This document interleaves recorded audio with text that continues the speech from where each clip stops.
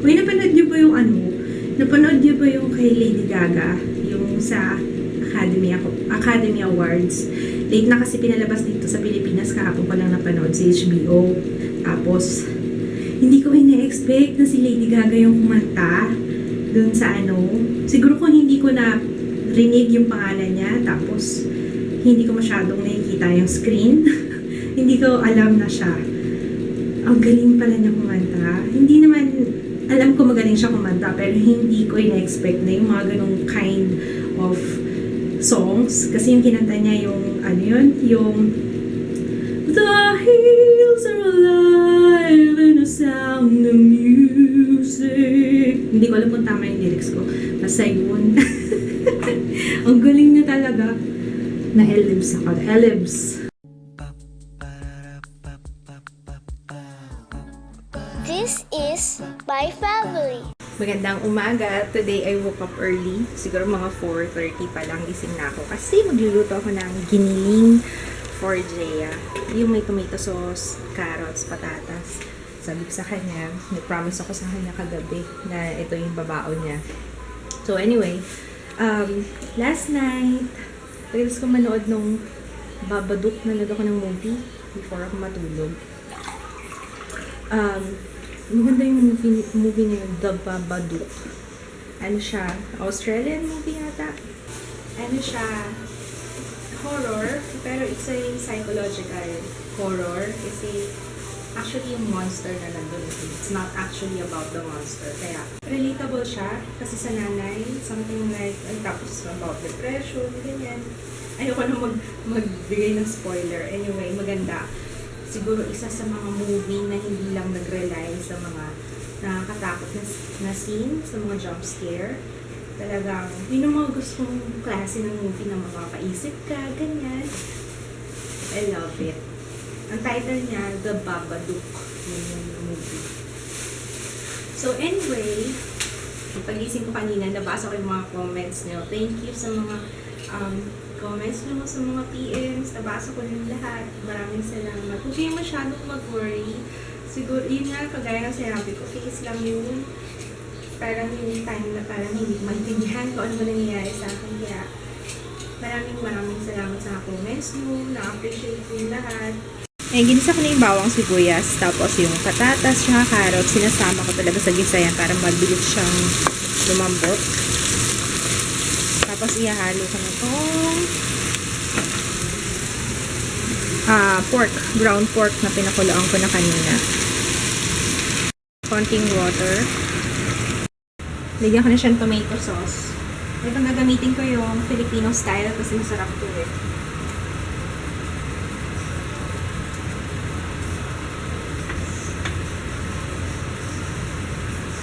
Pepper. Tsaka salt. Gisingin na natin si Jaya.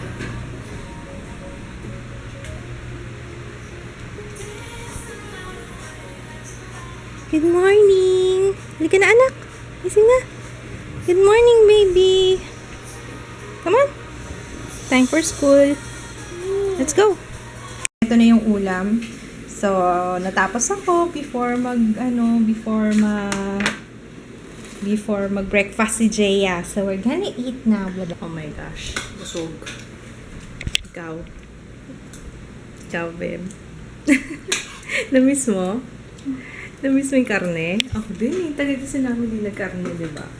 Sarap ng kain namin. Okay. So, i-ready ko muna yung baon, Jaya. Papasok ko si Jaya. Next up, ang gagawin ko, maglilinis ako. Maglilinis ako dito. I-clear ko yung mga kalat. Kasi, mag-film ako. Marami nag-request nung look ko nung makeup tutorial. Ay, makeup tutorial. Wait lang. Yung yung makeup collection video ko. So, i-film ko yung look ko doon. Actually, nakalimutan ko na yung mga ginamit kong colors doon sa palette. Pero, tingnan natin baka maalala ko. Satisfied ako ngayon sa laban ng laundry. Noong last na pinalaundry ko, to hindi ako nasiyahan kasi parang ang yellow niya. Ngayon maputi. Very good. Love it. At nagpalit ako ng pillow sheet. Tapos nagwalis. And pagod ako. Nag-aano na ako. Naliligo na ako. So I can start. I just discovered after kong maligo, umiitim na yung kilikili ko. Pero okay lang. Alam ko namang it's a normal part of pregnancy. Natatawa lang ako kasi nagulat ako. As in, literal na pa. Yung nanlaki talaga yung mata ko kasi although nung umpisa nakikita ko na, sabi ko parang hindi na natatanggal yung guhit-guhit Parang dati wala naman akong guhit-guhit. Tapos ang hindi exciting part ng pagbubuntis yung mga nangingitim na mga singit-singit, mga kikili, ganyan-ganyan. Ayun! Tapos may na-discover ako sa dibdib ko. Natatawa rin kayo dito Hindi naman dibdib, sa shoulders lang. Ayan What the heck? Ano yan? Nakikita nyo ba? Ayan What? May random na buhok na tumubo. So, ayan, nakakatawa lang. Nagagulat ako sa mga changes na nakaganap sa katawan ko. Kasi ang tagal na mula nung, di ba nga, almost 10 years na yung gap ni Jay at saka ni Ju, ni Baby Ju. Ayan, I'm gonna start na nga. Napapasarap na naman yung dal-dal ko. Magsimula na ako. Dahil ayaw sumama nung mag-ama ko. Ako lang mag-isa ngayon sa room. Hinahanap yung mga, photo line. Ipapaprint ng picture kasi kailangan ni Jay. Parang lahat dito sarado na. Kaloka.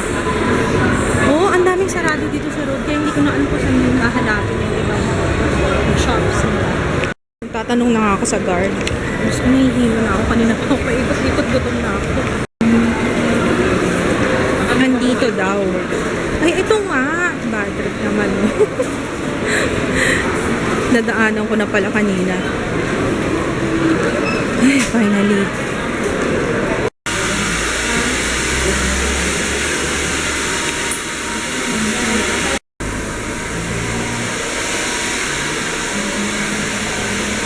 Yay! Presentable na pa ako.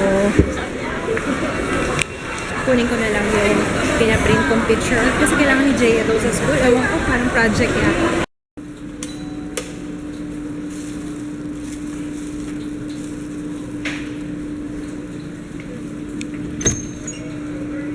Jaya. Tulog?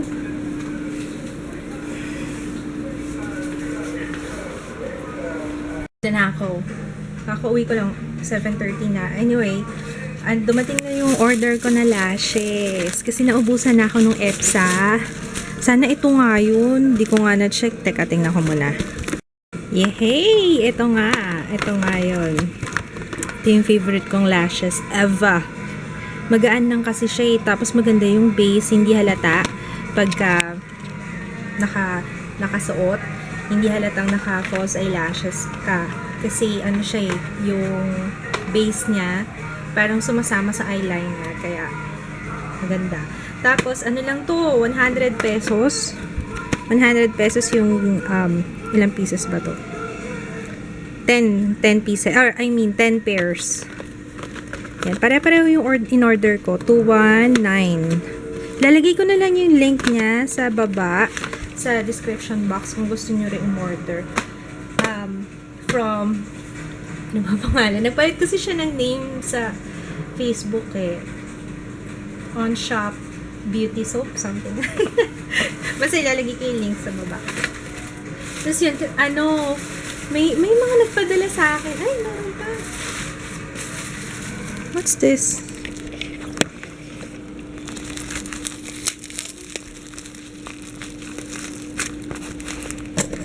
Ay, ang ganda ng color.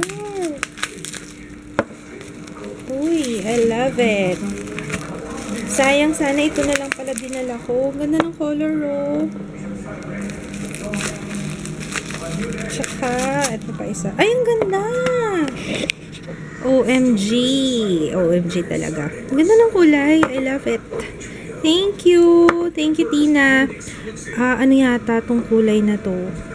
Ganito yung kulay ng mga Chinese na bracelet, 'di ba? Ay! Shucks, muntik na mahulog yung camera sa tubig. May tubig kasi ako dito. Muntik na mahulog. Ganito yung color ng mga bracelet, Chinese bracelet na charm bracelet yata. Yun yung parang babasagin na bilog. Ganito yung kulay niya. Wow, I love it! Thanks, Tina! Ito, maganda rin yung color niya. Purple Passion. Ano yung isa? Green Tea. May nagpadala ng link sa akin. Ang dami nga sa mga comments sa Facebook tsaka sa posts sa timeline ko sa page tsaka sa messages. Yung link ng nasama daw ako sa top 12 na top 12 beauty gurus in the Philippines, ganyan. Ilalagay ko yung yung link sa baba. Nakita ko nga, sabi ko, wow, flattered naman ako, nabilang ako doon. Kaya kung anong pangalan niya? LA13? Yun yata yung YouTube account niya. Thank you for including me. Very flattering. Salamat. Pero alam ko lang yata yun sa own preference lang niya. Para sa kanya. Kaya yun. Salamat na lang din. Salamat sa exposure. Sayang sana ito na lang dinala ko. Gusto ko yung color niya. Tapos na akong nagpa-nail polish yan. Ginamit ko yung paint box. Tapos natatawa ako kasi sabi, buti na lang daw nabanggit ko na buntis ako kasi bawal daw yata massage yung paa, yung talampakan pag buntis. Sabi ko, yun naman ng kasi meron daw siyang naging customer na nagalit daw kasi minasage niya yung paa. Sabi, baka daw makunan siya, ganyan. Sabi ko, siguro para safe na lang din, wag mo na lang akong massage o kaya na lang, dahan-dahan na lang kasi bawal daw yun. Sabi ko, ang layo naman ng paa sa tiyan, sa uterus, diba? Yung film ko pala, yung tutorial nung look ko yun, sinabi ko na pala kanina. So, I think, sana ma-upload ko siya by tomorrow. Or unahin ko muna yung Kukuryu kasi marami naghihintay ng Kukuryu cake foundation na review ko. So, yun, baka next day.